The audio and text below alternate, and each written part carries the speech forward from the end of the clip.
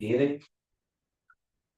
हाँ, तो वो भी टाइम माना जाएगा, वो 10 मिनट की जगह वो 4 घंटे माना जाएगा, क्योंकि लाइन ही इतनी लंबी होती है। कहाँ चाहे लगे हुए हैं?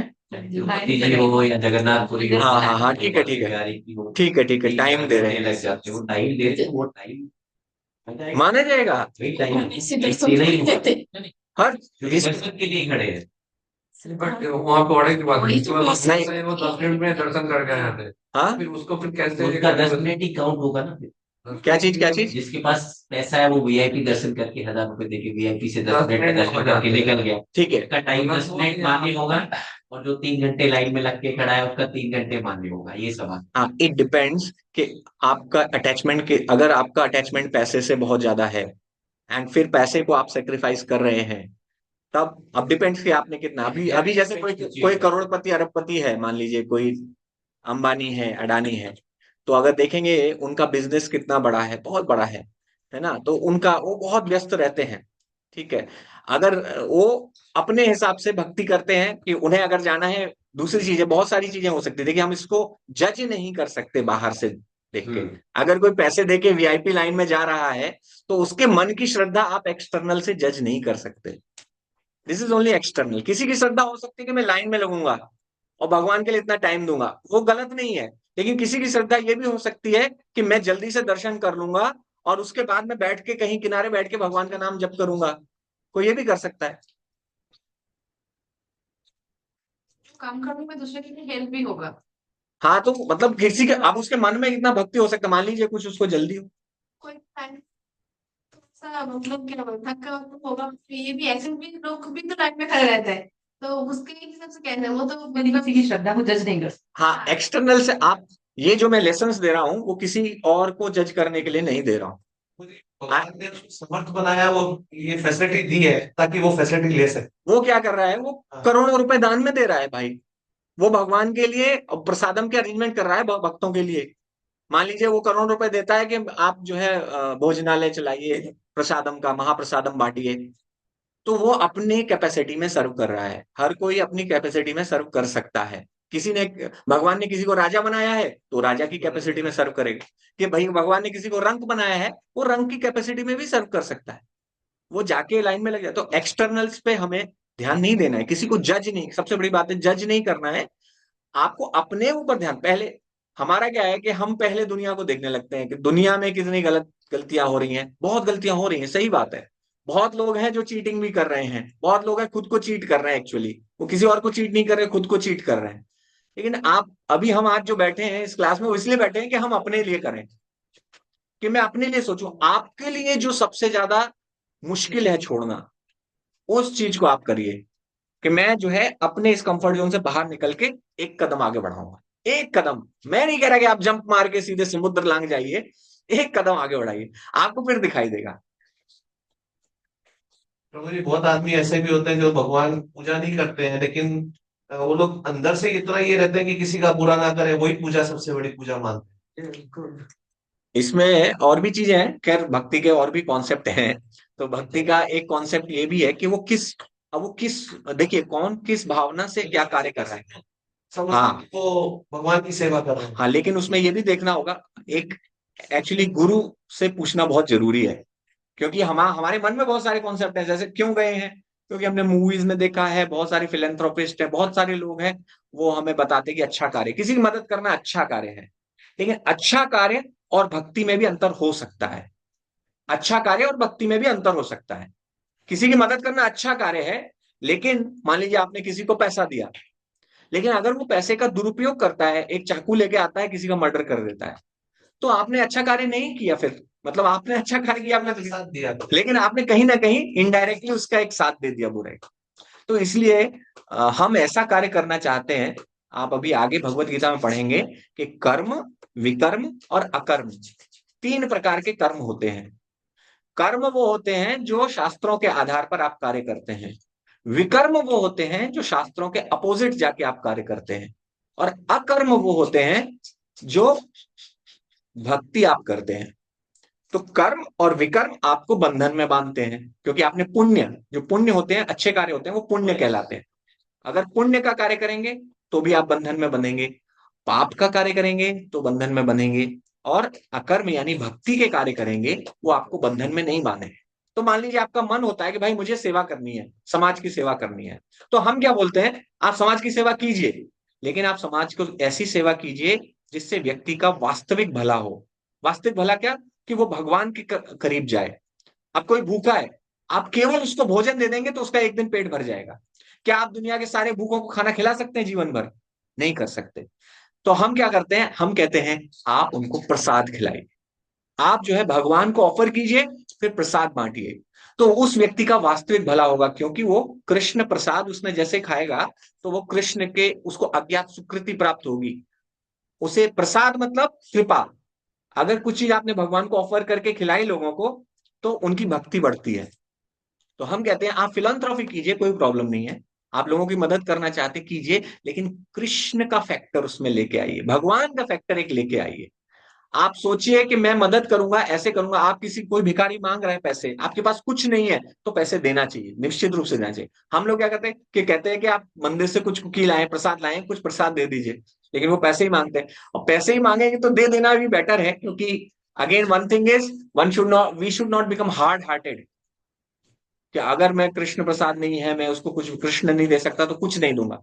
Then it is good that you give something, क्योंकि आप अगर कुछ दोगे तो कम से कम आपका हृदय तो कोमल होगा, आपका जो कठोर हृदय हो गया वो तो कम से कम कोमल होगा, तो इसलिए कम से कम कुछ तो देना चाहिए।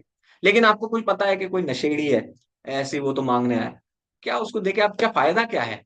वो जाके फिर अपना, फिर जो है खरीदेगा कुछ, गांजा फूकेगा, क्या फूकेगा पता नहीं। तो ऐसे लोगों का करने में, दान भी पात्र को देखकर दिया जाता है। तो कहने का मतलब ये है कि कहाँ फिलैंथ्रोपी एक चीज है, बट भक्ति उससे थोड़ी अलग है। भक्ति उससे अलग है क्योंकि हम व्यक्ति का वास्तविक जो उसके लिए लाभदायक चीज है वो देखते हैं। अब भक्ति कैसे वास्तविकता में लाभदायक है? भक्ति इसलिए लाभदायक है क्योंकि वो उसको जन्म मृत्यु के चक्र से निकाल सकती है, इसलिए भक्ति लाभदायक है। नहीं तो अनेक अनेक जन्मों में सेम कार्य कर रहे हैं, यही कार्य कर रहे हैं हम। ठीक है, इज इट क्लियर? और कोई किसी का कुछ प्रश्न? तो हम सच्चे प्रेम के बारे में बात कर रहे थे। तो सच्चा प्रेम आप भगवान ही आपके साथ कर सकते हैं, और आप भी भगवान के साथ ही कर सकते हैं। सच्चा प्रेम भी आप किसी और इंसान के साथ नहीं कर सकते, बहुत मुश्किल है आपके लिए, ये भी मुश्किल होगा। क्योंकि आप जो देखेंगे, आप किसी के पास सच्चा प्रेम करने जाएंगे तो आपको फ्रस्ट्रेशन मिलेगी मिलेगी। आपकी जितनी एक्सपेक्टेशंस, अब पहली बात तो हमें एक्सपेक्टेशन नहीं रखनी है, तो आप जितने भी भौतिक रिश्ते हैं उनमें एक्सपेक्टेशन ना रखें, ऐसा हो नहीं पाएगा, कहीं ना कहीं एक्सपेक्टेशन आ जाएगी। कोशिश करेंगे कम रखें। ये बहुत अच्छा है एक्चुअली, जो जितना, यही डिटैचमेंट है, यही डिटैचमेंट है, यही त्याग है। जब इतना हमारे मन में त्याग आ जाएगा कि मुझे कोई एक्सपेक्टेशन नहीं है, बच्चों से मुझे कोई एक्सपेक्टेशन नहीं है, मैं कर रहा हूं ठीक है, तो मुझे एक्सपेक्टेशन नहीं है। लेकिन अगर आप उस लेवल पे नहीं है, मतलब ये तभी हो सकता है जब व्यक्ति भक्ति के स्तर पे ऊपर उठ जाए, फिर उसकी एक्सपेक्टेशन खत्म हो जाती है।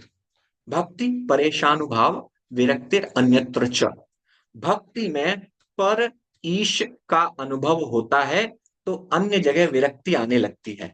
तो विरक्ति का मतलब ये नहीं है कि वो भावबाजी बन जाता है बाहर जाके, विरक्ति का मतलब ये है कि फिर उसे एक्सपेक्टेशन नहीं रहती, कोई मटेरियल एक्सपेक्टेशन नहीं रहती, कि मैं अपने पति की सेवा कर रही हूं तो इसका मतलब मुझे 100% रेसिप्रोकेशन मिलना ही चाहिए। इतना बहुत ही हाई एग्जाम्पल हो गया खैर। चक्र से जो बाहर निकल जाएगा उसकी एक पापा और एक सेकंड, एक पापा और एक बच्चे का मतलब अगर लेसन देखोगे फिर से फादर इज अब किसको बोलोगे कि हाँ एक्सपेक्टेशन रख रहा है और किस तरह पे बोलोगे हाँ एक्सपेक्टेशन नहीं रख रहा है। Now he that father reach that level. जैसे बच्चा जब छोटा होता है तो छोटा बच्चा तो असहाय है, उसके हाथ में तो कुछ नहीं, he has to learn everything. किससे सीखेगा? माता पिता सीखे, एंड माता पिता की रिस्पॉन्सिबिलिटी है उसको सिखाना, पढ़ाना, बड़ा करना, ये सब माता पिता की रिस्पॉन्सिबिलिटी है। लेकिन बच्चा जब बड़ा हो जाता है तो उसको समझ में आने लगता है। तो आप देखेंगे कि जब छोटा होता है, जब आप छोटे थे तो अपने माता पिता से आप क्या करते थे? मांगते थे, सब चीजें मांगते थे। आपके मन में कभी ये नहीं आता था कि मैं उनको कुछ दूं, क्योंकि ये नेचुरल था, छोटा था, बच्चा था। लेकिन जैसे जैसे मेच्योरिटी बढ़ती है, बच्चा समझने लगता है, तो वो क्या करता है कि इतना मेरे माता पिता, एक बार उसके दिमाग में आता है माता पिता कुछ कर रहे हैं तो मुझे भी रेसिप्रोकेट करना चाहिए। तो क्या करता है, आपसे पॉकेट मनी लेता है, साल भर इकट्ठा करता है, आपका बर्थडे आता है तो पॉकेट मनी से आपके लिए एक कार्ड खरीद के ले आता है, उसमें लिखता है हैप्पी बर्थडे पापा और हार्ट बना देता है। यू फील वेरी नाइस, आपको लगता है कि कितना मेरा बच्चा समझदार हो गया है। तो भक्ति भी ऐसी ही है कि भक्ति में भी जब आप नए होते हैं तो आप सोचते हैं भगवान दे भगवान दे भगवान दे भगवान दे, फिर आप देखते हैं कि भगवान तो दिए जा रहे काफी दे दिया उन्होंने, लेकिन मैं क्या दे रहा हूं उनको। फिर आपके मन में अपने आप ख्याल आता है, तो फिर आप सोचते हैं कि अब मैं भी भगवान को कुछ दूंगा। तो ये यहाँ पर आपकी प्रोग्रेस हो जाती है, फिर आप भक्ति में ऊपर उठने लगते हैं। No, these are very common thing. What I'm trying to say, let's say अगर आपका बच्चा 18-20 साल हो रहा है, now the general expectations it should be like हाँ वो सही या गलत कर सोच सके, गलत रास्ते पे ना जाए, और फैमिली का कुछ तो मतलब सम्मान करे, लाइक ऐसा कुछ काम मत करो ताकि फैमिली का जो, तो that is also an expectation ना। डू यू रियली थिंक कि ये एक्सपेक्टेशन, ये एक्सपेक्टेशन तो ठीक है, एक्सपेक्टेशन है, I am telling but material, I am saying material expectation. That is an expectation, हाँ that is right, expectation, but now ये एक्सपेक्टेशन तो होना चाहिए।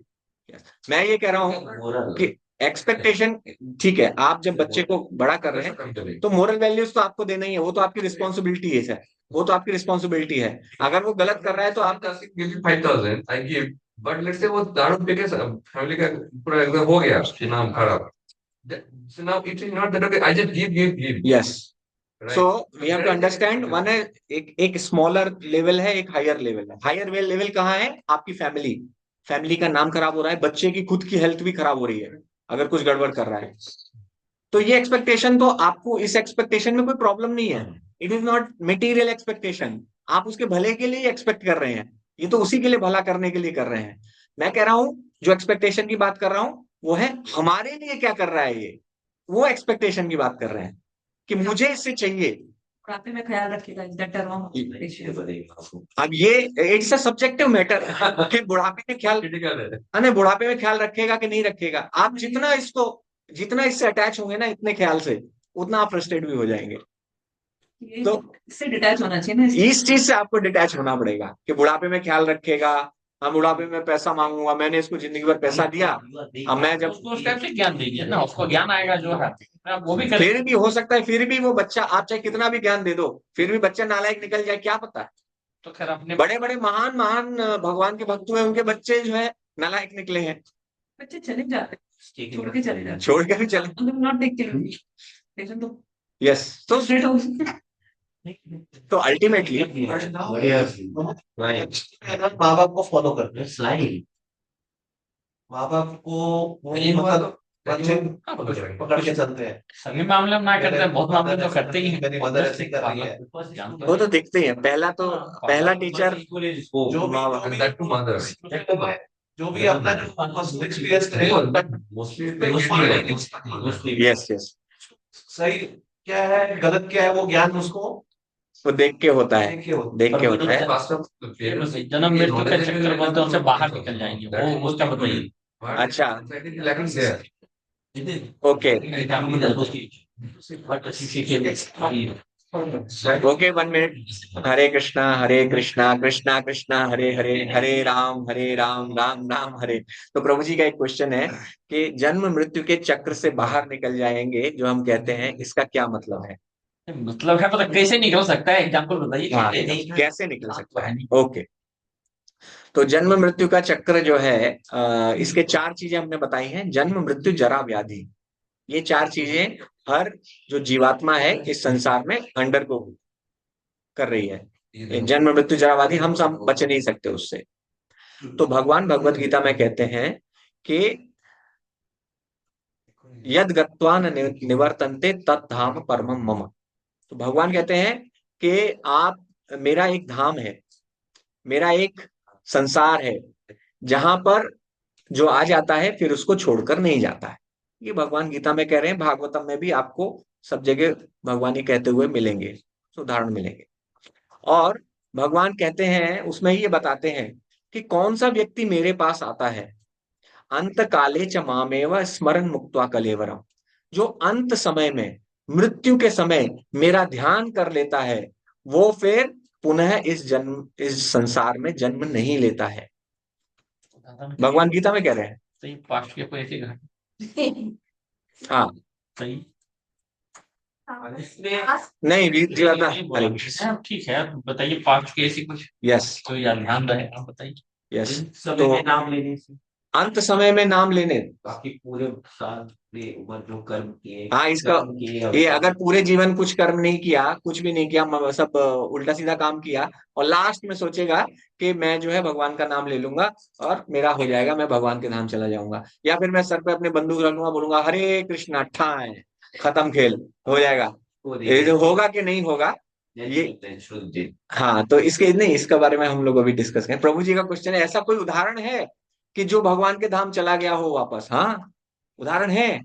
आप अगर आज से 500 साल पहले एक तुकाराम महाराज हुए थे, तुकाराम महाराज उस समय 500 साल पहले की बात है, ये मैं हजारों साल पहले की नहीं कर रहा हूं। तो 500 साल पहले वो भगवान के इतने बड़े भक्त थे कि जिस पत्थर के ऊपर पैर रख देते थे, उस पत्थर पे सिर लगा के उनकी वाइफ सुनती थी, क्योंकि वो जंगल चले जाते थे और जंगल में जाके बैठ जाते थे, ध्यान में मग्न हो जाते थे। वो खाना बना के लाती थी, तो उनको समझ में नहीं आता कहाँ गए जंगल में, तो पत्थर पे सिर लगाती थी। जिस पत्थर पे उन्होंने सिर रखा है, उस सॉरी पैर रखा है, उस पत्थर से आवाज आती थी, विठल विठल विठल विठल विठल विठल विठल विठल। भगवान विठल मतलब भगवान कृष्ण, कितने बड़े भक्त थे। तो उनके लिए अंत समय में वैकुंठ से विमान आया था, पूरे गांव ने देखा था। वो वृक्ष अभी भी वहां पर है जहां पर वो विमान आया था, उस पर लोग, ये 500 साल पहले की बात है। और वेदर लास्ट मोमेंट पे कोई भगवान का नाम ले सकता है कि नहीं ले सकता है, आप देखेंगे श्रील प्रभुपाद जी ने, उनका तो वीडियो है यूट्यूब पे, श्रील प्रभुपाद जी ने जब इस संसार को छोड़ा, अंत समय में उन्होंने हरे कृष्ण महामंत्र बोलते हुए यहाँ से शरीर को त्याग दिया, हरे कृष्ण। एंड प्रभुपाद के एक और डिसाइपल हुए थे, गौर गोविंद स्वामी महाराज, वो भागवतम का प्रवचन कर रहे थे, अचानक से उनको एक हार्ट अटैक टाइप में आया, तो वो पीछे की तरफ गिरे और जोर से बोले Hare Krishna, and he left his body. तो मतलब लास्ट मोमेंट पे भगवान ने कहा, लास्ट मोमेंट पे अगर कोई मुझे याद कर लेता है तो मेरे धाम में वापस वो आए। वापस नहीं आए, ये किस वापस फिर नहीं आए, जन्म नहीं लिए वापस, ये भगवान वादा कर रहे हैं, भगवान कह रहे हैं यद गत्वा निवर्तन्ते, मैं तो भगवान की बात पे भरोसा कर रहा हूँ। भगवान झूठ बोल रहे हैं तो फिर गया काम से, फिर लॉन्च क्या दिया? लॉन्च हाँ, याद है, भगवान तो ये कहते हैं, तो मरते से कई बार देखते नहीं है, लोगों को तुलसी पत्ता देता है,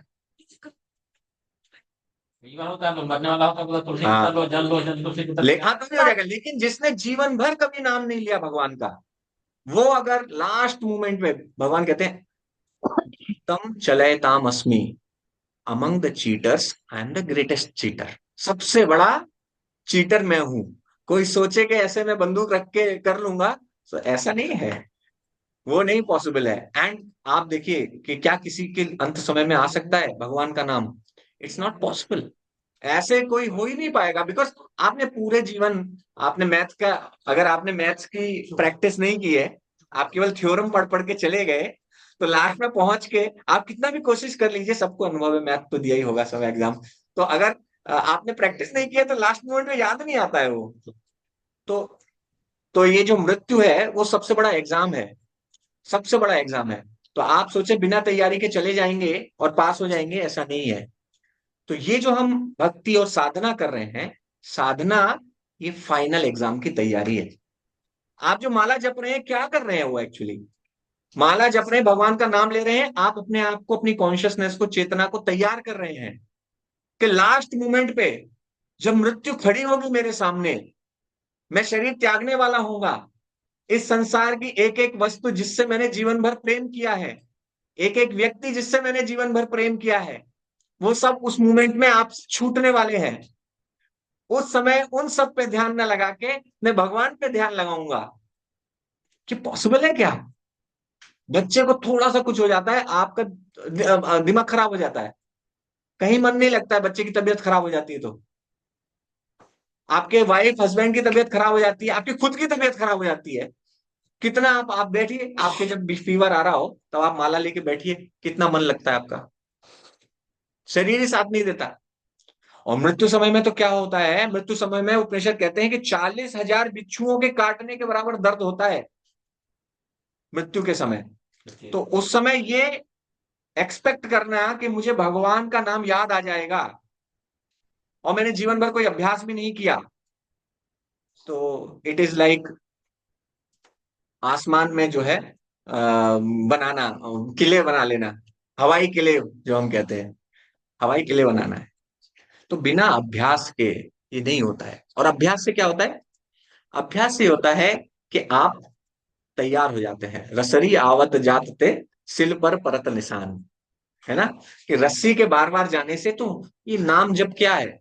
नाम जप वही है, आप अपनी चेतना को बस तैयार कर रहे हैं कि जब वो लास्ट मोमेंट आएगा उस समय मैं भगवान का नाम जप पाऊंगा। अदरवाइज उस समय एक श्लोक आता है, शंकराचार्य कहते हैं कि लास्ट मोमेंट पे जो वात पित्त कफ के कारण गला पूरा भर जाता है, खर खर कर कर कर आवाज आती है, आवाज मुंह से कुछ शब्द भी नहीं निकल पाते हैं, उस समय भगवान को याद करना कितना मुश्किल होगा। लेकिन भगवान कहते हैं, मान लीजिए कोई कोमा में हो, मान लो भगवान का भक्त है, बहुत पूरा जीवन भक्त किया, लेकिन लास्ट में वो कोमा में है, तो जाएगा कि नहीं? कोमा तो कुछ पता ही नहीं है, कोमा में क्या पता है क्या है? वो तो कॉन्शियस ही नहीं है। या कभी ऐसी परिस्थिति हो सकती है, मान लो एक्सीडेंट किसी का हो जाए, वो भगवान का भक्त हो। कोमा में थे 1 मंथ, तो सब उनको बोला कि भागवतों के पाठ गीता की पाठ कराए जाए। पाठ चल रही थी कि ब्राह्मण थे, और बीच में ना श्लोक रहता ना, एक दो लगता पता नहीं क्या छोड़ दिए, वो बोलते आपने तो छोड़ दिए, बीच में वो बोल दिए। छोड़ दिए हाँ, तो मतलब सुन रहे थे? हाँ, कौन मतलब बीच सुन में रहे यानी थे? 15 दिन से वो कुछ भी एक लफ्ज कुछ भी नहीं बोला, चल रहा था, और वो बीच में बहुत अच्छे थे। मतलब सुनाई दे रहा था। हाँ, और बीच में वो बोल दिया कि आपने तो इस श्लोक ही छोड़ दिया। हाँ, तो इसलिए कहते भगवान, इसलिए एक श्लोक बोलते हैं, वो श्लोक बहुत सुंदर है कि अंत समय में यदि मेरे भक्त के गला भर जाता है, उसके मुंह से आवाज भी नहीं निकल पाती है, वो मेरा नाम भी याद नहीं कर सकता, या किसी कारण से वो भूल जाए, किंतु अगर उसने जीवन भर मेरी भक्ति करी है, अगर जीवन भर उसने मेरा नाम जपा है, तो मैं स्वयं आता हूं और उसके कान में अपना नाम बोलता हूं। भगवान ये प्रॉमिस कर रहे हैं। तो ये ऐसा मार्ग है जिसमें फेलियर है ही नहीं, असफल होंगे ही नहीं आप। कृष्ण की भक्ति करेंगे तो आप असफल होंगे ही नहीं, क्योंकि भगवान एक गारंटी दे रहे हैं।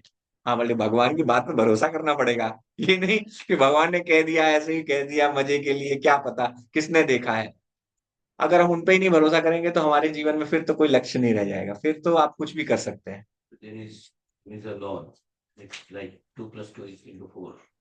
There is कोई इसका वो नहीं है प्रिंसिपल्स। हाँ, तो जो चीज जैसे नहीं, भगवान ने जो लॉज है, बुक्स है, जो उनको जो लिखा है उसमें उसमें जो लिखा है वो मानना पड़ेगा कि ये सच है। फील भी कर सकते हैं, करते करते लोगों को खुद फील हो जाती है। एंड ये चीज तो ऐसी है जो आप अभी फील नहीं कर पाए, वो तो अंत समय में ही पता चलेगी। लेकिन बाकी चीजें जो है वो तो आपको दिखाई दे रही हैं। बाकी चीजें अब अगर आप करेंगे, जन्म कर्म च मे दिव्यम एवं यो वेत्ति तत्वतः त्यक्त्वा देहम पुनर्जन्म नैति मामेति स्वार्जुना। भगवान कह रहे हैं मेरे जन्म और कर्म की जो दिव्य गतिविधियां हैं, उनको जो पूरा तत्वतः जानता है, रियल सब्सटेंस जो उनका जानता है, वो इस देह को त्याग करने के बाद पुनः जन्म नहीं लेता। तो भगवान गीता में कह रहे हैं। तो हमारी भक्ति का मार्ग इसीलिए इतना सेफ एंड सिक्योर मार्ग है कि 100% सक्सेस गारंटीड है भाई। सफलता मिलेगी ही मिलेगी, जितना आप मेहनत करेंगे, जितना आप अपनी सिंसियरिटी दिखाएंगे, ये आपके ऊपर डिपेंड करता है। ये मेरे ऊपर डिपेंड, मेरे ऊपर अपनी भक्ति केवल डिपेंड करेगी, किसी और के ऊपर कुछ भी डिपेंड नहीं करेगा, आपके ऊपर ही डिपेंड करेगा। इसीलिए इसके लिए केवल भगवान ने सारी सुविधाएं दे रखी हैं, सारी सुविधाएं दे रखी हैं। गुरु दिए हुए हैं, शास्त्र दिए हुए हैं, वैष्णव दिए हुए हैं। भगवान इसीलिए समय समय पर आते हैं, खुद आते हैं और ये दिखाते हैं, देखो पॉसिबल है, मैं स्वयं आया हूं तुम सबको लेने के लिए। वो लेके जाते हैं अपने साथ। फिर बीच बीच में अपने परम प्रिय भक्तों को भी भेजते रहते हैं, जो आते हैं आपके बीच में रहेंगे, साधारण लगेंगे, लेकिन भगवान से बहुत प्रेम करते हैं। वो भी अपने साथ लेके जाते हैं, वही आचार्य बनते हैं, गुरु बनते हैं, जो लोगों को भगवान के मार्ग पर लेके आते हैं। तो ऐसे आप इस्कॉन में देखेंगे, श्रील प्रभुपाद हुए, उनके गुरु हुए श्रील भक्ति सिद्धांत सरस्वती ठाकुर, उनके गुरु हुए हमारे उनके गौर किशोरदास बाबा जी महाराज, और उनके भी गुरु हुए भक्ति विनोद ठाकुर, उनके भी गुरु हुए षड गोस्वामी। तो ये जो पूरी परंपरा चली आ रही है, गुरु शिष्य परंपरा, ये एक पूरा सिस्टम भगवान ने बनाया है। सिस्टम इसीलिए बनाया है क्योंकि हमारे अकेले उससे पॉसिबल भी नहीं है। मतलब अकेले पॉसिबल नहीं है, कैसे है? हम जब उनका सहारा लेते हैं, उनसे बल प्राप्त करते हैं। मूकम करोति वाचालम पंगुम लंघायते गिरिम यत कृपा तमहम वंदे श्री गुरु दीन तारणम। मूकम करोति वाचालम, जो मूक है, डम्ब है, बोल नहीं सकता है, उसको क्या कर देते हैं? वाचाल कर देते हैं, मतलब वो बोल सकता है। पंगुम लंघायते गिरिम, जो लंगड़ा है उसको भी, पर्वत को वो पार कर सकता है। मूकम करोति वाचालम पंगुम लंघायते गिरिम यत कृपा तमहम वंदे श्री गुरु दीनतारम। उनकी कृपा को मैं वंदन करता हूं, उनको प्रणाम करता हूं, ऐसे श्री गुरु जो तारते हैं, जो उद्धार करते हैं। तो भगवान ने सुविधाएं हमें सारी दी हुई हैं, लेकिन जब तक हम खुद उन सुविधाओं का उपयोग करने के लिए आगे नहीं बढ़ेंगे तो उन सुविधाओं का कोई मतलब नहीं है। पढ़े, दुनिया पड़ी है क्या? मनुष्यानाम सहस्रेषु कश्चिन यतति सिद्धये यतताम अपि सिद्धानाम कश्चिन माम वेत्ति तत्वतः। मनुष्यों में सहस्रों, हजारों मनुष्यों में, लाखों करोड़ों मनुष्यों में कोई एक मनुष्य होता है जो भक्ति के मार्ग को लेता है। मनुष्यानाम सहस्रेषु, हजारों में एक मनुष्य होता है, कश्चिन यतति सिद्धये, वो जो सिद्ध होना चाहता है, इस मार्ग पर आगे बढ़ना चाहता है। यतताम अपि सिद्धानाम, और जो सिद्ध हो जाते हैं उनमें भी, उन हजारों में भी कोई एक व्यक्ति होता है, यतताम अपि सिद्धानाम कश्चिन माम वेत्ति तत्वतः। वेत्ति मतलब जानता है, जो मुझे तत्वतः जानता है। तो ऐसे हजारों में भी है, तो कितना रेयर है भगवान का एक भक्त बनना, बहुत रेयर है। आप लोग महान हैं जो आप यहाँ बैठे हुए हैं। आप कहीं और जा सकते थे आराम से, आप मूवी देख सकते थे, कुछ क्रिकेट मैच चल रहा है भारत का, आराम से तो देख सकते थे, लेकिन आप यहाँ बैठे हुए हैं, तो आप लोग भी महान है क्योंकि आप भगवान के लिए अपना टाइम निकाल के ला रहे हैं। आप टाइम निकाल रहे हैं, दिस इज ग्रेट एक्चुअली। तो इसलिए आज सुबह प्रभु जी ये चर्चा कर रहे थे कि यदि बच्चा अपने मम्मी पापा से कुछ मांगता है तो उसमें कुछ गलत नहीं है। तो अगर आपके मन में कभी कभी आ भी जाता है कि भगवान मुझे थोड़ा सा पैसा चाहिए, थोड़ी हेल्प कर दीजिए, या मेरे बच्चे की शादी करवा दो, जॉब लगवा दो, मेरे अच्छे जॉब लगवा दो, तो इसमें मांगने में कुछ गलत नहीं है। भगवान उनको भी महान ही बोलते हैं। भगवान कहते हैं जना सुकृतिन और अर्जुना, ये सुकृतिन होते हैं जो मेरे पास आए हैं। एटलीस्ट मेरे पास तो आए हैं, नहीं तो कौन जाता है भगवान के पास? तो लोग अपना छल बल सब लगा के, साम दाम दंड भेद लगा के दूसरे से नोच के लेना, छीन के लेना, इन सब में भरोसा करते हैं। तो भगवान कह रहे हैं कि मेरे पास भी आता है, लेकिन भौतिक इच्छाएं भी रखे हैं, तब भी वो महान है। तो हम सच्चा प्रेम की बात कर रहे थे, लेकिन सच्चा प्रेम बहुत दूर की चीज है। ट्रू लव तो it's very far, but at least सुकृतिन तो बन जाए। सुकृतिन मतलब कुछ भी आपके मन में इच्छा आती है तो पहले भगवान के पास जाएंगे कि ये मेरी इच्छा है भगवान, इसको पूरा कीजिए। और नेचुरली जब ऐसे ही आगे बढ़ जाएंगे, जैसे हमने बताया कि बच्चा जब बड़ा हो जाता है, मैच्योर हो जाता है, तो उसको भी मन में आता है कि अब मुझे मम्मी पापा के लिए कुछ करना चाहिए। अब वो वृद्ध हो रहे हैं तो मैं उनकी सेवा करता हूँ, पैर वैर दबाता हूँ, या उनको पैसे की जरूरत है तो पैसे देता हूं, मैं कमाने लगा हूं। तो आगे मैच्योर होता जा रहा है। तो इसी प्रकार भक्त भी जैसे आगे बढ़ता है भक्ति में, कैसे आगे बढ़ता है? नाम जप करके जपता रहता है। एक माला कर रहे हैं, दो माला करने लगता है, तीन माला करने लगता है, चार माला करने लगता है। अभी आपके पास एक माला का टाइम नहीं है, फिर बाद में आप कहेंगे अरे अब तो चार माला भी बड़ी आसानी से हो जाती है। पहले तो मैं सोचता था एक माला कितनी कठिन है, फिर चार माला से आठ माला पहुंचेंगे, अरे आठ माला में हो जाती है, कोई प्रॉब्लम नहीं है। ये तो मतलब पहले लगता था कि एक माला के लिए 10 मिनट बैठना भी ऐसा लगता था, कहाँ मुझे बेड़ियों में बांध के बिठा दिया गया है, क्या करूं, कब उठूंगा, कब खत्म होगी माला। देखता है 4 बार उसको कि लास्ट बीट कब आएगी उसकी। कितना दूर और रह गई है, अभी आधी हुई है, तो अभी और इतना दूर रह गई है। लेकिन जब समय बीत जाता है, जैसे जैसे भक्ति में आगे प्रोग्रेस करता है, फिर उसको इतना खराब नहीं लगता, उसको मन लगता है। तो बाद में 16 माला भी करने लगता है, तो उसको लगता है 16 माला भी आसानी से हो रही है। फिर दुनिया को देखता है यार कोई कर नहीं पा रहा, एक माला भी नहीं कर पाया, तो उसको आश्चर्य होता है, अभी मैं 16 माला कैसे कर रहा हूँ, आसान पहले मैं भी नहीं कर पाता था। क्या है वो? बस प्रायोरिटीज है, प्रायोरिटीज है हमारी प्रायोरिटीज। हम जैसे जैसे भगवान को प्रायोरिटी देते हैं, भगवान आपको प्रायोरिटी देने लगते हैं। तो क्या होता है कि आप पहले एक काम जो करते थे इफिशिएंटली, जितना इफिशियंसी के साथ करते थे, मान लीजिए जॉब करते थे, तो जॉब में जितना इफिशिएंटली करते थे, आप देखेंगे आपकी इफिशियंसी भी बढ़ गई है, आपका प्रमोशन हो गया है, आपकी मटेरियल सुविधाएं भगवान बढ़ाते चले जाएंगे। तो आपको टाइम लगेगा कि हाँ अभी मेरे पास टाइम है, टाइम है।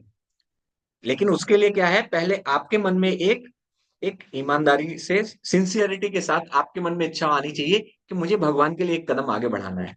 एक कदम बढ़ाइए, आप देखिएगा 1000 कदम उधर से भगवान लेते हुए आगे बढ़ेंगे। इसका रेसिप्रोकेशन आपको दिखाई देगा। तो आप जब मेच्योर हो जाएंगे भक्ति में, तब आप सोचेंगे कैसे मैं भगवान की सेवा कर सकता हूँ, मैं भगवान की ज्यादा से ज्यादा सेवा कर सकता हूँ।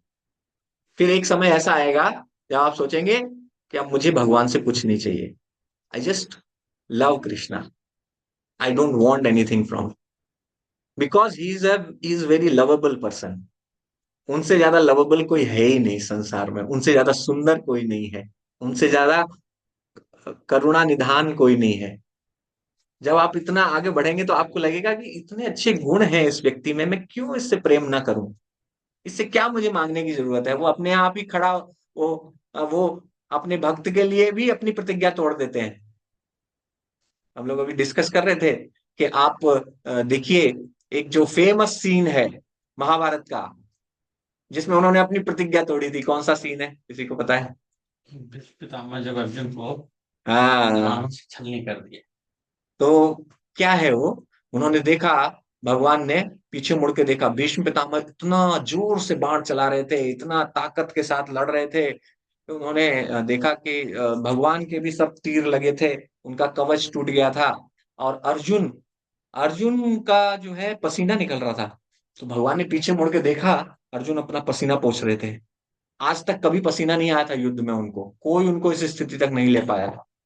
तो जैसे ही भगवान ने देखा कि अर्जुन के भी पसीने छूट गए, तो मतलब अब ये मर जाएगा, ये भीष्म जो है इसको मार देंगे।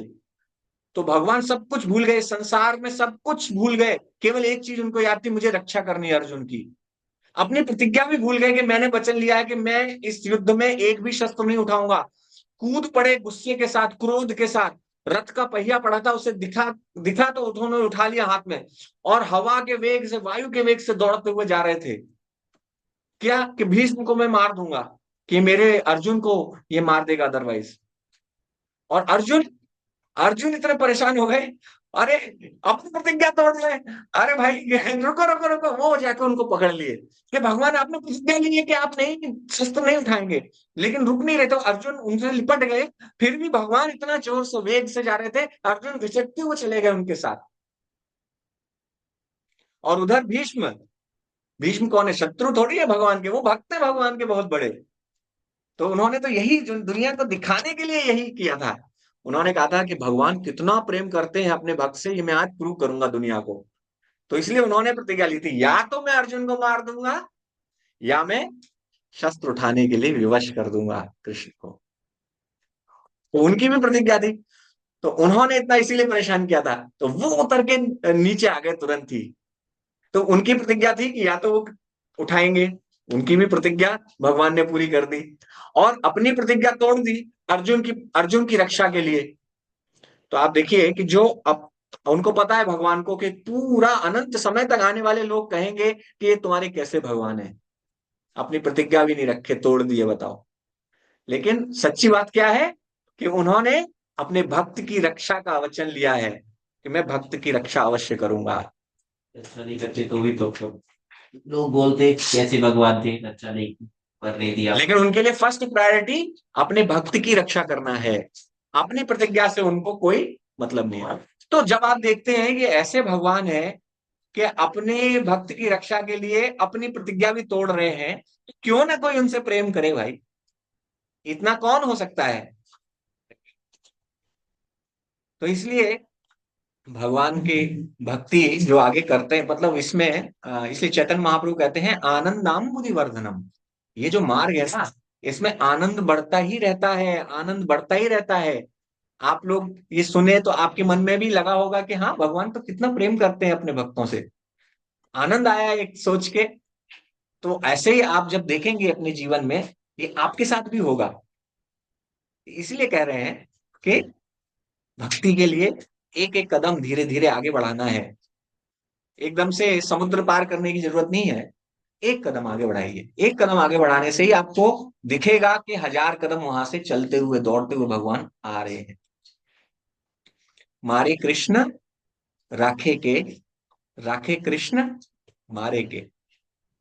जिसको भगवान बचाना चाहते हैं उसको कौन मार सकता है, जिसको भगवान मारना चाहते हैं उसको कौन बचा सकता है। तो इसे श्रद्धा, श्रद्धा का विषय है बस, और कुछ नहीं है। और उसमें श्रद्धा क्या है, हमारे अंदर श्रद्धा है। आप कहेंगे है मेरे अंदर श्रद्धा, ठीक है। लेकिन क्या होता है कि अनेक अनेक जन्मों से हमने दूसरे कार्य किए हैं, तो हम भूल जाते हैं कि भगवान के ऊपर मुझे इतनी श्रद्धा रखनी है। तो इसलिए हम भूल के क्या हो जाता है कि अपने ऊपर फिर भरोसा, अपने ऊपर पूरे अपनी शक्ति पर भरोसा करते हैं, सब कुछ अपने ऊपर ही छोड़ देते हैं, भगवान के ऊपर कुछ नहीं छोड़ते हैं।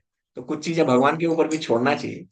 कुछ चीजें, I am not going to be impractical, be practical, no problem, but in the heart of your hearts always remember that it will happen if Krishna is will, if Krishna Wills.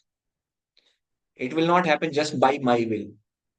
आपकी इच्छा है, आप उसके लिए प्रयास कीजिए, but ultimately if it is Krishna's desire, अगर भगवान की इच्छा है, then only it will happen. तो ये in the hearts of your heart you should remember. And आप देखेंगे कि भक्ति का मार्ग बहुत ही आनंदमय है, बहुत ही सुंदर है, बहुत मजा आता है। क्या नहीं है यहाँ पे। कीर्तन कीजिए, गाइए, डांस कीजिए, और प्रसादम खाइए अच्छा, ठीक है। और कोई दिक्कत नहीं है। सृष्टि बचाने वाला सृष्टि चलाना भी जानता है सर। सर प्रभु एक चीज बताइए आप, वो जो भीष्म का सज्जा हुआ था, what is the actual reason, क्यों भीष्म ने अपना हजारों तीर को ऊपर सो गए थे, उसका रीजन क्या है? तो ये कहते हैं कि इसके ऑफ कोर्स इसमें कहानी है, पिछले जन्म की भी कहानी है कि भीष्म, आपको सर भीष्म, हाँ, भीष्म जो है जा रहे थे, तो मार्ग से पिछले जन्म में रथ से जा रहे थे, राजा थे। तो देखा कि एक सांप जो है मार्ग पर पड़ा हुआ था। तो उन्होंने सोचा कि इसको उठा के फेंक देते हैं। तो उन्होंने उठा के उसको फेंक दिया, तो वो एक कांटे की झाड़ी में गिर गया। तो कांटे की झाड़ी में कांटे के ऊपर गिर गया, तो पूरा छिप गया उससे, उनको पता नहीं चला, उनको पता नहीं चला, वो चले गए। तो this is one external reason you can say, कि जिसकी वजह से भीष्म को भी कांटों की शरसैया पर उनको लेटना पड़ा। और दूसरा रीजन और भी है कि भगवान की एक इच्छा थी कि मैं, एक्चुअली भगवान के जो शुद्ध भक्त होते हैं, 12 महाजन हैं। 12 महाजन श्रीमद् भागवतम में बताए गए हैं। व्यास, शंभु और यमराज, ऐसे 12 महाजन है। विदुर, ये सब महाजनों की, जनक महाराज सब महाजनों की श्रेणी में आते हैं। तो भीष्म पितामह उनमें से एक महाजन है। और भीष्म पितामह जो भगवान के इतने प्रिय भक्त होते हैं, वो भगवान की इच्छा को ही कैरी आउट करते हैं। उनकी जो इच्छा है वो योग माया प्रुडेंसी के अंदर होते हैं। तो भगवान जो कराना चाहते हैं, जो संसार को दिखाना चाहते हैं, वो किसके माध्यम से करते हैं, अपने इन शुद्ध भक्तों के माध्यम से ही संसार को शिक्षाएं देते हैं। और ये लोग जो भगवान के शुद्ध भक्त हैं, वो इसके लिए भी तैयार रहते हैं कि यदि मुझे उसके लिए बदनामी मिले, फिर भी भगवान की जो इच्छा है वो पूरी होनी चाहिए। तो जैसे भीष्म, भीष्म को तो सब पता था, वो तो पांडवों से प्रेम भी करते थे, फिर वो दुर्योधन के साथ रहे, क्योंकि उन्हें पता था कि ये भगवान भी एक लेसन देना चाहते हैं संसार को, कि चाहे मेरा भक्त ही क्यों ना हो, यदि अधर्म का साथ देगा तो उसको भी मरना पड़ेगा। चाहे वो कितना भी बड़ा भक्त हो, अगर मेरे अधर्म के साथ देगा तो उसके साथ ऐसे होगा। तो भगवान ने उनके माध्यम से एक बहुत बड़ा लेसन भी दुनिया को दिया। और आप अगर श्रीमद् भागवतम पढ़ेंगे, उसके सेकंड कैंटो में उनकी प्रेयर्स हैं, भीष्म पितामह की प्रेयर्स। क्या प्रेयर्स हैं? जब वो शरशैया पर लेटे हुए हैं और जीत गए हैं पांडव, तब पांडव आते हैं उनके दर्शन करने के लिए, और कृष्ण को संग लेकर आते, कृष्ण उनको लेकर आते हैं एक्चुअली। और जब वो वो देखते हैं कि कृष्ण के साथ पांडव आए हैं, एंड भीष्म के मन में हमेशा से था कि युधिष्ठिर को ही राजा बनना चाहिए, ये उनके मन में था हमेशा से। तो जब उनकी वो इच्छा पूरी हो जाती है, वो देखते हैं कि युधिष्ठिर राजा बन गए हैं, और फिर भगवान उनको लेके आते हैं, तो फिर वो उनको बताते हैं एक एक करके कि कि तुम्हारे साथ जो खड़े हैं वो कोई साधारण मनुष्य नहीं है। अगर देखोगे, पूरा इस संसार की सृष्टि को इन्हीं ने रचाया है, एंड आप लोगों को भी राजा इन्होंने बनाया है, क्योंकि आप लोग बहुत भाग्यशाली हैं, आपके घर में आपके साथ रहते हैं, आपके मित्र बन के रहते हैं, लेकिन ये परम नियंता है, यही संपूर्ण सृष्टि के भगवान है। और फिर उनको ग्लोरीफाई करते हैं, फिर बताते हैं कि मैं उस फॉर्म पे मेडिटेट करता हूँ, किस भगवान की उस फॉर्म पे मेडिटेट करता हूँ जो मैंने युद्ध भूमि में देखी थी, जब वो अर्जुन तुम्हें बचाने के लिए रथ से कूद के आए थे, तब उनका दुपट्टा उड़ गया था, और मैंने इतने तीर मारे थे, उनके खून बह रहा था, उनके श्यामल वर्ण पे धूल लगी हुई थी, मिट्टी, क्योंकि युद्ध क्षेत्र में मिट्टी उड़ रही थी, तो श्यामल रंग का उनका शरीर, उसपे मिट्टी लगी हुई है, उसपे खून की कुछ धारा बह रही है, और उनके बाल सुंदर उड़ रहे हैं, और वो रथ का पहिया लेके मेरी तरफ बढ़ रहे हैं, और उनका एक जो उनका वो था छत्र, वो भी टूटा हुआ था, क्या बोलते हैं उसको, ये जो कवच कवच टूटा हुआ था। तो मैं उस फॉर्म को देख पाया, और कोई उस फॉर्म को नहीं देख पाया, अर्जुन भी नहीं देख पाए। तो मैं उस फॉर्म पे ही मेडिटेट करता हूँ, मैं वही फॉर्म देखना चाहता हूँ। एक्चुअली भीष्म जो है वीर रस में है, भगवान के भक्त। ऐसे अनेक रस है ना, 5 रस है, मूल रस, और बाकी सब रस है, मतलब उप रस है, उनमें से एक वीर रस है। तो भगवान के वो भक्त हैं वीर रस में, तो भगवान को उस फॉर्म में देखना उनको अच्छा लगता है, तो वो उस फॉर्म पे मेडिटेट करते हैं, वो अपनी प्रेयर्स में भागवतम में बताते हैं। तो this is one of the reasons you can कि भगवान भीष्म पितामह ने ग्लोरीफाई किया है भगवान को लास्ट में, तो वो भागवतम में लिखे हुए हैं सारे श्लोक। तो these are the reasons actually why he did this pastime.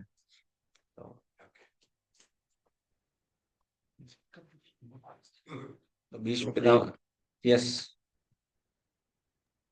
Prabhu ji. Yes माता। हाँ प्रभु जी, आपने जो कुछ देर पहले बताया कि जो भक्त पूरा जीवन भगवान को पूजने में लगाते हैं, कि अंत में अगर उनको कोई डिजीज से वो ग्रस्त हो जाए या कोमा में चले जाए, तो भगवान श्री कृष्ण उनके कान, अगर वो बोलने की स्थिति, भक्त अगर बोलने की स्थिति में नहीं रहते, तो भगवान वो खुद आते हैं और उनके कान में बताते हैं। तो ये क्या भागवतम में लिखा है या भगवत गीता में लिखा है? ये जो श्लोक है, ये भगवान ने खुद बोला है, और ये श्लोक कहाँ लिखा है ये तो मुझे भी याद नहीं है, ये भागवतम का श्लोक तो नहीं है शायद, ओके किसी ओके और पुराण में है ये। Okay okay. जी जी हाँ। श्लोक बताओ, जस्ट गिव मी 1 सेकंड, मैं बोलता हूँ इसको। ये मुझे आज ये वाला मुझे लाइन में बहुत अच्छा लगा, क्योंकि मेरे मन में हमेशा ये क्वेश्चन रहता था कि बहुत जन को मैंने देखा कि वो अपना लाइफ पूरे भगवान को समर्पित करते हुए चले, पर लास्ट में कुछ ऐसा हुआ कि वो बोलने की स्थिति में नहीं रहे। तो ये मुझे बहुत अच्छा लगा कि भगवान उनके कान में आकर बोल देते। तो मुझे हमेशा ऐसा लगता था कि वो लोग कैसे मतलब भगवान की नाम लेते, फिर मुझे लगता था कि शायद वो मेंटली कनेक्टेड रहते थे या ऐसा कुछ होता। पर ये तो बहुत अच्छी बात कि भगवान खुद आते हैं बोलने। जी हाँ। यस, तो ये तो थैंक यू, भगवान ने प्रॉमिस किया है। थैंक यू सो मच कि आपने ये शेयर किया, क्योंकि मेरे मतलब दिमाग में ये क्वेश्चन बहुत बार आया है। Thank you very much. मैं जस्ट वो श्लोक बता देता हूँ तो आपको और भी अच्छा लगेगा। जी। ये श्लोक, give me 1 second।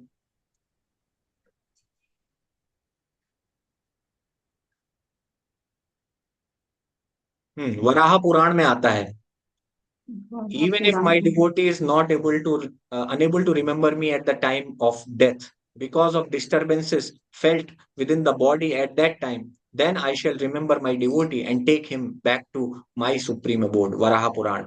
यदि वातादि दोषेण, आप लोग डिसाइड कर सकते हैं, यदि वातादि दोषेण यदि वातादि दोषेण मद्भक्तो मम न च स्मरेत् मन्भक्तो चष्मा मरेन् अहम स्मरामि मद्भक्तः अहं स्मरामि मद्भक्ता नायम नायमी परम गतिम।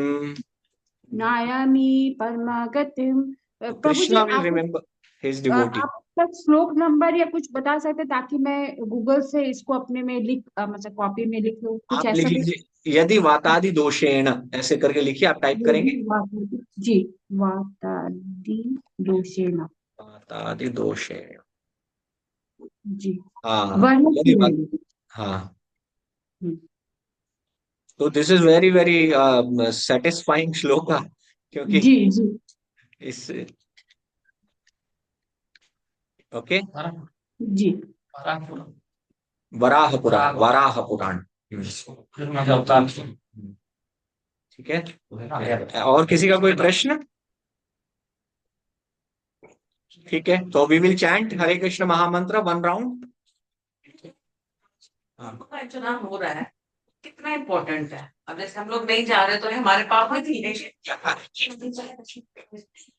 कहते हैं कि भगवान का एक नाम लेने से आपके इतने जन्मों के पाप धुल जाते हैं जितने आप कर भी नहीं सकते, क्योंकि साइंस लेना उन जगह पे कभी नहीं जाना है, वो संगम है, गंगा जमुना सरस्वती का मिलन है, सबसे अलग भी अपना मस्त है। तो ये जो है ये जो कुंभ है, कुंभ मेला तो 5 से बाद आता है, हर साल में नहीं आता है। 12 और 14 हाँ, तो नहीं, ठीक है, मैं बताता हूँ। टाइम में होना चाहिए तब जो होता है नहीं। अच्छा मैं बोलूं? पहले आप तो नहीं महत्व हाँ, महाकुंभ इसलिए आ जाता है एक्चुअली कुंभ आता है 12 ईयर्स के बाद, जब गुरु यानी जुपिटर कुंभ राशि में प्रवेश करते हैं, तब कुंभ होता है। तो ये 12 वर्ष के बाद, क्योंकि जुपिटर को पूरा 12 राशियों का पूरा सर्कल घूमने में 12 साल लग जाते हैं, एक राशि में 1 साल रहते हैं, तो 12 साल में वो 12 राशि घूम के पहुंच जाते हैं। तो वापस कुंभ राशि में जब आते हैं तो वो कुंभ होता है, वो महाकुंभ होता है। और बीच बीच में अर्ध कुंभ, अदर कुंभ भी होते रहते हैं, लेकिन ये महाकुंभ 12 साल का होता है। इस तरीके से जब 12 बार जुपिटर अपने साइकिल कंप्लीट कर लेते हैं 144 साल में, ये टोटल 12 टाइम्स अपने जब साइकिल कंप्लीट करते हैं, तो वो महाकुंभ, महाकुंभ कह लीजिए उसको, ऐसा होता है। एंड कुंभ का ये सिग्निफिकेंस है कि जब समुद्र मंथन हुआ था तो उस समय धन्वंतरी अमृत का कटोरा लेके गए थे, और वो अमृत के कलश से, क्योंकि ये लोग लड़ रहे थे राक्षस, तो उनके कलश से कुछ बूंदें गिर गई थी, संगम में ही गिरी थी, उसी स्थान पर गिरी थी। तो कहते हैं कि कुंभ के समय पर वह अमृत जो है एक्टिवेट हो जाता है, वो अमृत की बूंदें वहां आती हैं, तो इसलिए लोग जाते हैं अपने पाप वगैरह धोने के लिए। लेकिन सच्चे अर्थों में अगर कहा जाए कि जो भगवान का भक्त हो जाता है उसके पाप वैसे ही धुल जाते हैं। उसको अभी भागवतम में आप पढ़ेंगे, अजामिल की कथा आती है। अजामिल बहुत बड़े पापी हो गए थे, पहले ब्राह्मण थे लेकिन पाप करने लगे थे, लेकिन बाद में अंत समय में वो अपने सबसे छोटे बेटे का नाम नारायण रखते हैं, और जब यमदूत उन्हें लेने के लिए आते हैं तो गलती से, मतलब डर के मारे, उनके मुंह से नारायण निकल जाता है, नारायण, तो विष्णु दूत आ जाते हैं। तो क्योंकि अंत समय में नारायण का नाम ले लिया उन्होंने, ऑफ कोर्स उनके पूर्व संस्कार थे जिस वजह से वो ले पाए नारायण का नाम, तो नारायण का नाम ले लिया इसलिए वो बच जाते हैं। तो वहां पर विष्णु दूत आके उनसे कहते हैं, यमदूतों से, यमदूत बहुत बहस करते हैं कि ये तो बहुत पापी है। विष्णु दूत कहते हैं क्योंकि इसने नारायण का नाम ले लिया तो इसके सारे पाप मिट गए। सांकेतम पारिहास्यम वा क्षोभम हेलनम एव वा, यानी कोई संकेत में भी भगवान का नाम ले ले, या हास परिहास में भी नाम ले ले भगवान का, हंसते हुए, हंसी मजाक करते हुए, ये देखो हरे कृष्णा वाले जा रहे हैं, हरे कृष्णा वाले जा रहे हैं, अगर हरे कृष्णा कर दिया उसी में उसका हो जाता है। तो नाम का इतना महत्व है, नाम बहुत पावरफुल है। तो आप अगर भक्ति कर रहे हैं तो आपको कुंभ ऐसा नहीं है कि आपको छूट रहा है, करके आएंगे, अच्छा है, कोई बुरे, कुछ में कोई बुराई नहीं, अच्छी बात है। बड़े बड़े ऋषि महात्मा लोग वहां जाते हैं तो जाते हैं, हाँ। वो तो दिन भर तो तपस्या में ही रहते थे, जा रहे हैं ना, जाते हैं तो वो अच्छी चीज है अगर आप गए, लेकिन इसका मतलब ये नहीं अगर नहीं गए तो हम we will not be successful. जैसे कुंभ में तीनों का संगम हो गया, वो गंगा का पानी हो बहते बहते बहते अभी हावड़ा भी आ गया, तो गंगा जी यहाँ पे ये इंजीनियर का दिमाग गंगा जमुना सृष्टि तीनों बीटेक वालों के दिमाग ऐसे ही चलते हैं। इसीलिए सब लोग जा रहे हैं कि एक तो 144 साल का जो पौधा है ना, एक तो वो रीजन है, शायद दूसरा क्या रीजन है कि अगले जन्म में थोड़ी ना पता है कि आदमी बनने वाले हैं, जानवर बन गया तो कौन जाएगा कुक में नहाने के लिए, तो ये सबको ही है। देखिए कुंभ का जल हमारे पास आया था, तो आप लोग जिसको डालना है, हम जो नहीं जा पा रहे आप डाल लीजिए अपने सिर पे। आप हुआ तो हो गया। ठीक है, ठीक है, thank you very much. I will chant Hare Krishna. Okay, शिल प्रभुपाद की